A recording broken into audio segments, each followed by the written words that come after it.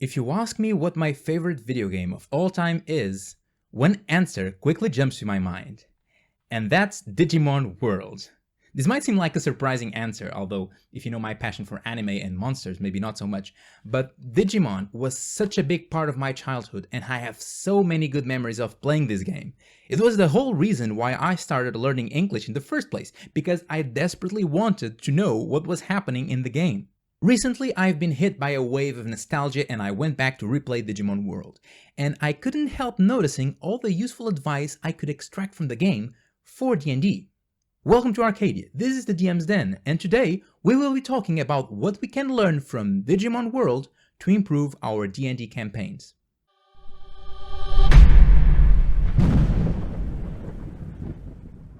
A little introduction if you don't know the game. Digimon World was released in Japan in 1999 and spread to the rest of the world over the following years. It's a very different game from the standard RPG. In fact, I'd say it's more of a monster raising game, kinda like a glorified version of a Tamagotchi. The focus is definitely on caring for your Digimon and help it digivolve all the way to max levels. But there's also a story. Our main character is sucked into the digital world through his Digivice and learns he must save File Island from an unknown evil. In the past, File City, around which the game revolves, was a bustling community of Digimon, but something happened and drove them apart. Some lost their memories, some even lost the ability to speak, all left the city. Only Digimon the Elder and a bunch of baby Digimon remained. So right out of the bat, we have two main story goals. The main one is to investigate what this evil is exactly, until we ultimately defeat it, but the second one is much more present throughout the whole game.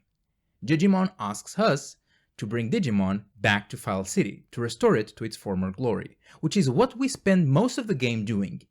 And every time we recruit a Digimon, the city improves. I'm not sure how new this mechanic was back then, but it was the first game that I played where I saw my actions physically expand the city, and it was extremely satisfying.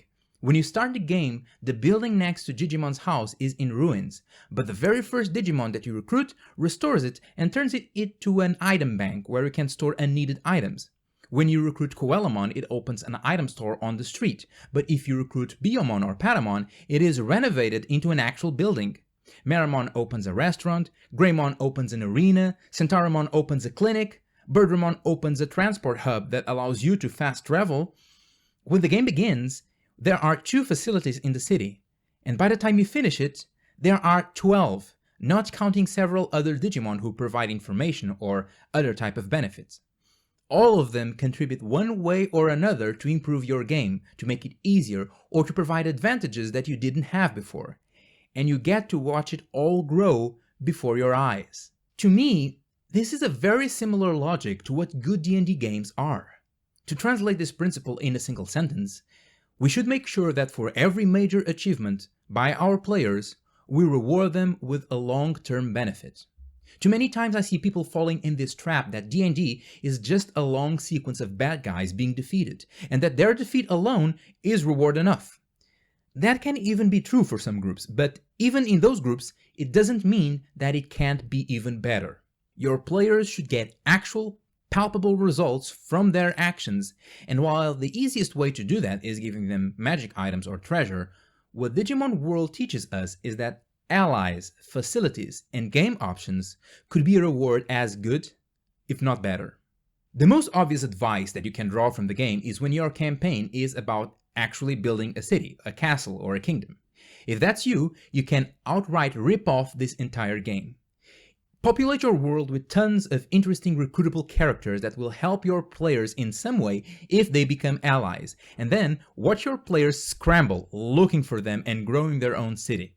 It's important to establish the benefits given by the allies though, so that the players feel the effects of recruiting that character and feel rewarded.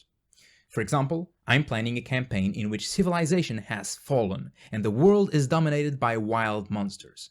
The players will start by taking hold of a ruined fortress, which they will be able to repair and turn into their base, a refuge of safety in that hostile world.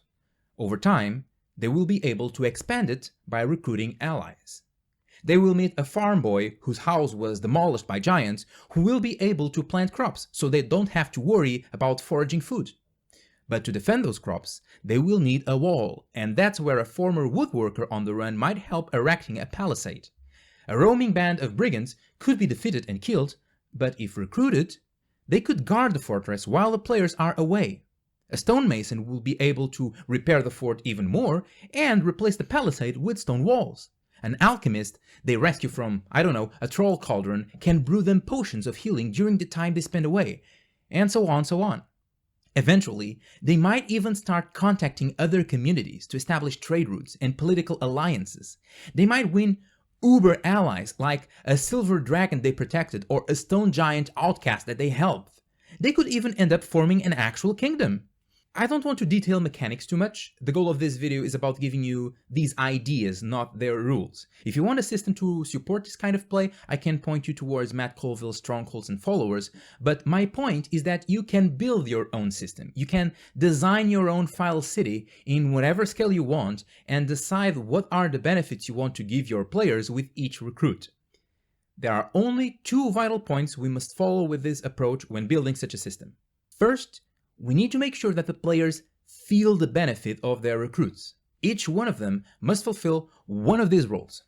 1. Provide players options they didn't have before. This is what Kunemon does in Digimon World by opening a new path out of town. 2. Make the game easier or more fun for them, like Birdramon does by unlocking fast travel.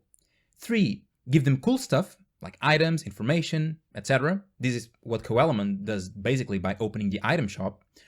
4. Making them stronger, like Wagamon and Kabuterimon improving the gym, or 5, all of the above. The second point is adding some challenge to recruiting.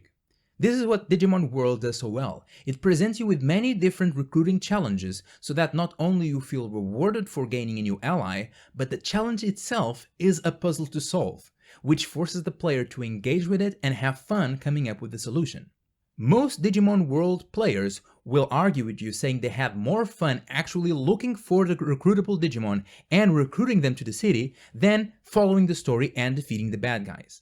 And even though in Digimon World many of the challenges are battles, if you want to recruit Biyomon, you must play this weird game of tag. If you want to recruit Dremogemon, you must help it dig a tunnel. For Centaurimon, you need to clear a labyrinth. For Mohyamon, you must trade certain items with them. And my favorite, for Penguinmon, you must bid it at a curling game. Let's use the example I gave before for D&D. To recruit the farm boy, you may need to protect them from monsters. That's a combat challenge. For the woodworker, you may need to chase them down as they think that you want to rob them. That's a skill challenge. To recruit the brigands, you might need to beat them down, but without killing them. That's combat as well, but slightly different.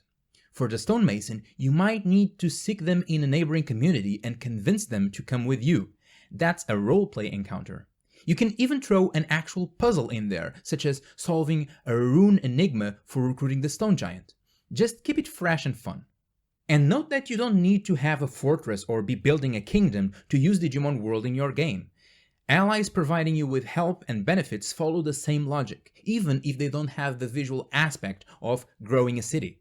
For example, the wizard whose tower your player saved might offer to cast spells for free, such as Identify or even Scrying, or allow the players to use their tower as a transport circle hub. The fact that they forge an alliance with a band of mercenaries can decrease the probability of fighting random encounters when traveling in the area that those guys control. You don't need your allies to live in the same place as you do for them to be valuable. When the players understand that their actions had an impact on the world and made the game easier for them, they will feel immensely more satisfied than they would just with the victory alone. There's also a clever thing that Digimon World does to stimulate this ally gathering adventure. As you recruit Digimon, Digimon keeps telling you the prosperity rate of the city. This is a number that starts at 0 and goes up by 1, 2, or 3 every time you recruit a Digimon. What does it do? Nothing, except maybe giving you a medal when you reach 100. Its function is simply to be a page turner. It's a goal, an objective in sight. We all have a bit of completionist in ourselves. By giving us this number, Digimon is telling us A, what the objective is, B, that it's possible to achieve it, and C, how much we already fulfilled. And it is our basic instinct to fill that gauge, so we keep feeling happy whenever we talk to Digimon, and our number is a little closer to 100 than it was before. This isn't a must-have in D&D games, but having a clear goal that not only is in sight but is also quantifiable sometimes help to give the players orientation and feel a bigger sense of purpose. This is not the only lesson that we can take from Digimon World, but I will leave the rest for another video. Look for it in the eye up there when it comes out. It's weird how these old, sometimes more basic games are reminded with such fondness and hide so many good lessons. Did you play Digimon World when you were younger? What was your favorite Digimon? And how much prosperity did you manage to raise? Let me know in the comments down below in the Underdark. And let me know as well if you like this video and you'd like me to do this as well for other games. Follow me at The First Arcadian in Instagram and TikTok, and at TFirstArcadian in Twitter for more D&D craziness and my own artwork. Thank you for watching. I'm The First Arcadian, and as long as you keep the light in your heart and hold the power to realize your dreams, all will be fine.